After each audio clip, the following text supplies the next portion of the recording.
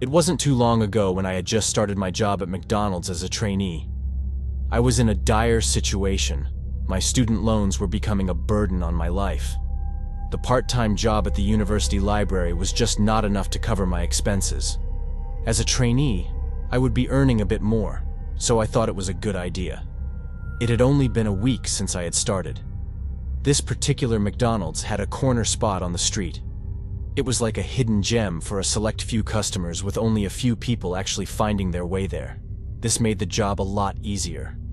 With only 3 staff, including me, my manager Belle, and Hannah, we ran the outlet smoothly. Belle was indeed quite the character, managing work with patience, friendliness, and a side of strictness, especially when it came to working hours. I remember that day clearly when she asked me to cover up for Hannah. It sounded reasonable until I heard that I had to take the night shift. Belle wasn't ready to take a no for an answer, as she had that determined look in her eyes. Besides, I hadn't even completed a full month yet, and the last thing I wanted was to risk my job security. I needed that job desperately. Hence, I nodded my head in agreement. The next day, I showed up at McDonald's around 9 p.m. Belle was there waiting for me, perched at the counter. Her warm smile greeted me with a silent assurance that tonight was just another shift. With a nod, she gestured me towards the changing room, and before I knew it, she was gone. I didn't even realize it. I wore my regular red shirt, black pants, and walked towards the counter. Now, you'd think being alone in that place wouldn't be a big deal. Yeah, but it was night, and somehow the whole scene felt different. I kept gazing at the clock, which seemed to never move. All of a sudden, I felt as if I heard someone. Instinctively, I blurted out, "Hello?" However, there was no response. It must be the sound from outside, I reasoned with myself, attempting to calm my mind. However, as I stood there staring at the empty tables and chairs, frustration began to stir within me. I was annoyed with myself. I should have said no to Belle. I was indeed in a heated discussion with my inner thoughts, a mental tug-of-war between regret and reasoning. I fumbled for my phone to check the time. It was just a little past 11 p.m. It struck me that I had hours upon hours ahead to finish the shift. I was already too bored. Thankfully, a handful of customers decided to swing by. It surely kept me from the dreadful thought of passing the time. However, after 1 p.m., it seemed like the entire locality had fallen asleep. Not a single soul came by. So, I whipped up a drink for myself and decided to kick back a bit. Soon, I was starting to feel those heavy eyelids and thought to freshen up. I locked the main door. Call me paranoid, but I just had the whole movie scene playing out in my head. You know, some random creepy guy sneaking in and hiding inside. After that, I went towards the washroom, which was at the end of the hallway. The lights were flickering, and by the time I reached the washroom, it was gone. I quickly got my phone out and turned on the flashlight. I firmly placed the phone on the basin and splashed water on my eyes, vigorously rubbing it. Suddenly, I felt as if something moved in front of the mirror. My fear spiked. I promptly picked up the phone and turned around, but there was no one. It must have been my imagination, I said to myself in order to calm myself down. But the more I stayed in the washroom, the creepier I felt. So I got out of there. The moment I stepped out of the washroom, I heard a loud noise from inside. I was terrified, but didn't dare to check. But hold on, it gets even wilder. As I sprinted towards the counter, a figure emerged from the darkness, a clown. At that point, I was beyond frantic. My brain went haywire, with no idea how to process whatever that was happening. Numbness began to spread over me, and my brain switched to survival mode. I tried to run out of the restaurant, but it took some time to unlock and leave. With my phone, I broke the glass and got out. I noticed the clown following me, and with my trembling hands, I called 911.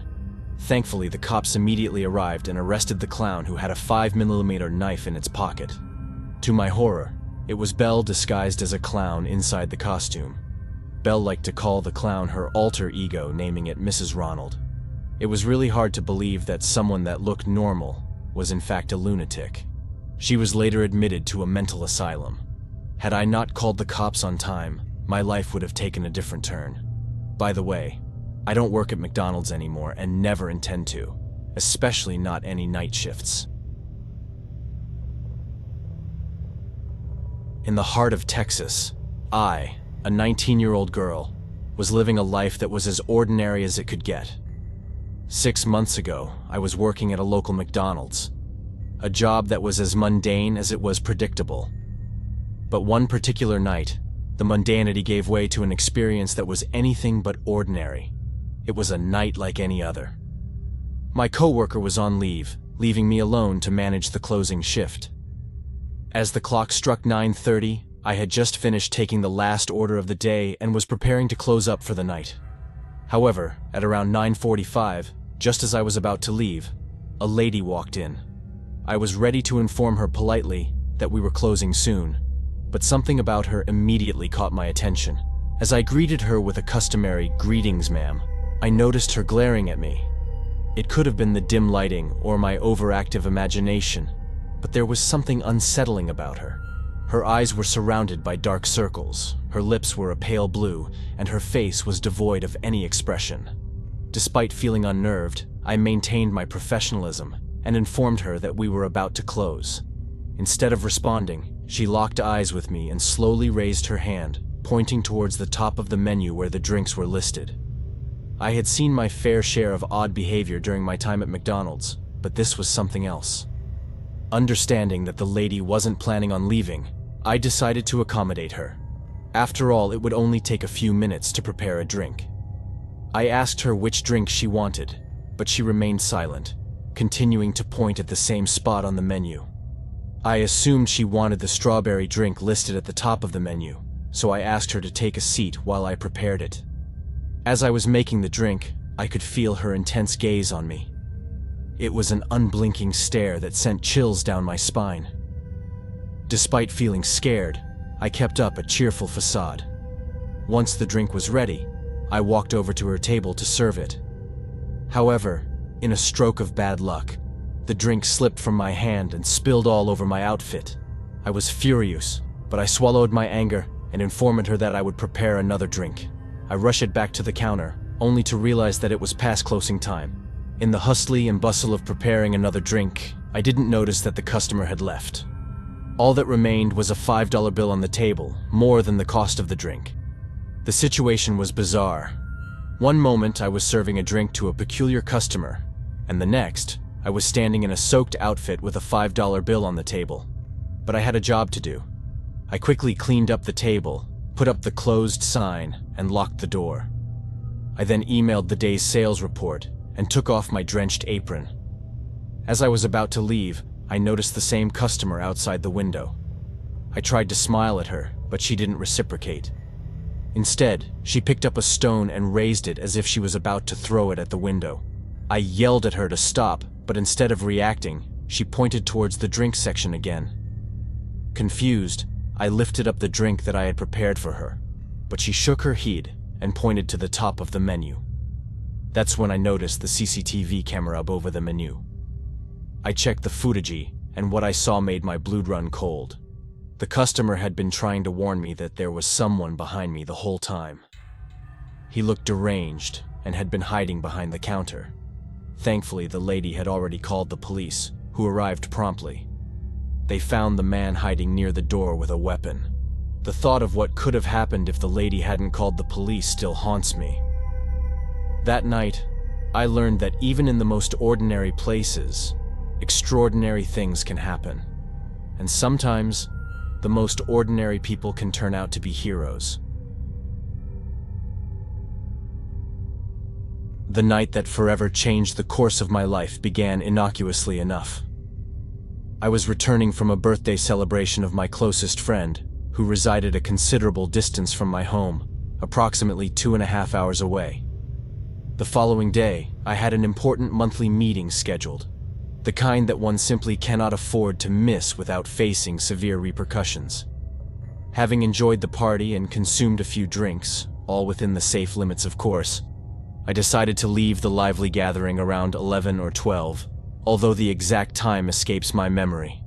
I embarked on my journey home, driving along the tranquil highway with the windows rolled down. The night was dark, but not entirely devoid of light, and the deserted road stretched out before me, giving me the impression that I was the sole conscious being in the world at that moment. The cool breeze wafting in through the windows served to calm my mind, which was abuzz with countless thoughts pertaining to the upcoming meetings. Suddenly, I was interrupted by the rumbling of my stomach. The thought of having to cook upon reaching home was unappealing, so I decided to grab a bite on the way. However, there were no signs of any dwellings or people, so I couldn't immediately stop the car.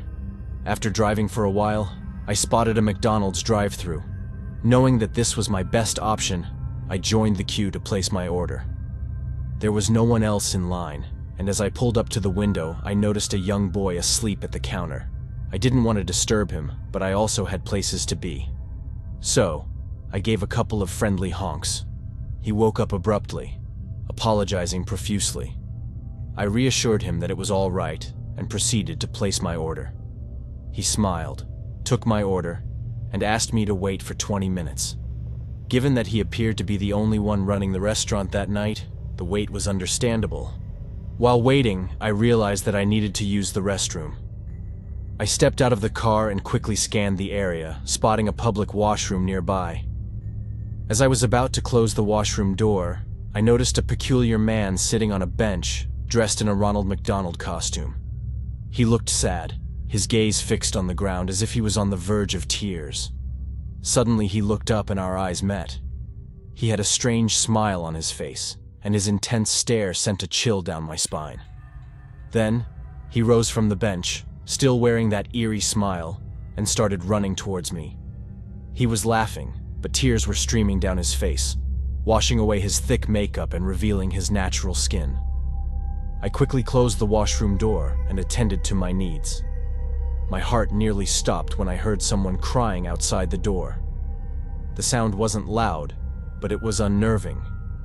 Suddenly, the crying ceased, and an eerie silence enveloped the area. My heart pounded in my chest as I contemplated what I might see upon opening the door. Then I heard a voice. Sir, are you inside?" I opened the door to find the McDonald's boy standing there with a large packet in his hand. I paid him and mentioned how creepy their Ronald McDonald character was behaving. However, he informed me that he was the only one working that night and they didn't have anyone dressed in such a costume. A wave of panic washed over me, and I struggled to conceal my shock. "Is everything all right, sir?" he asked. I nodded and hurriedly left the place. As I drove a little further, I noticed someone sitting in the back seat. I was too terrified to scream and hit the brake abruptly. It was the same Ronald McDonald character that I had seen earlier. Something cold and sharp touched my neck. "Keep driving," he commanded, laughing maniacally. My body trembled with fear, but I continued to drive. I didn't want to do anything that might put me in danger. After driving a little further, he ordered me to stop the car and demanded that I get out as well. I knew there was no way that I was going to comply. So, as soon as he got out, I hit the gas, but somehow, I must have put the car in reverse, and I ended up hitting him. I could hear the sound of his bones cracking. I was horrified and drove away as fast as I could. Through the rearview mirror, I could see him limping towards me with his broken leg. I don't know how I managed to reach home that night. But till this day, I haven't set foot in a McDonald's, and I doubt I ever will.